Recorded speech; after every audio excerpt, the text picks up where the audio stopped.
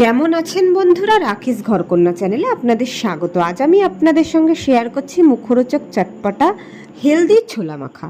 আমি ছোলাগুলোকে আগের দিনই ভিজিয়ে রেখেছিলাম, এবার আমি জল ঝরিয়ে একটা পাত্রে নিয়ে নিচ্ছি। আমার ছোলাটা মাখার জন্য লাগবে শসা, টমেটো, পেঁয়াজ, ধনেপাতা, কাঁচা লঙ্কা এবং এক টুকরো লেবু।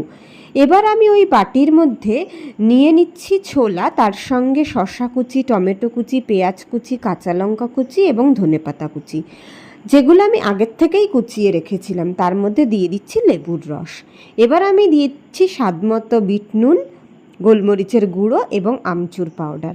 বন্ধুরা, আমি আমার পরিমাণ মতো সব কিছু দিয়েছি, আপনারা আপনাদের পরিমাণ মতো সব কিছু দিয়ে নেবেন। এবার ব্যাস সব কিছুকে মিক্স করে তৈরি আমার মুখরোচক হেলদি ছোলা মাখা। ভীষণ সুন্দর খেতে হয়েছিল বন্ধুরা, আপনারাও ট্রাই করবেন। আর ভিডিওটি ভালো লাগলে লাইক, কমেন্ট এবং চ্যানেলটি সাবস্ক্রাইব করবেন।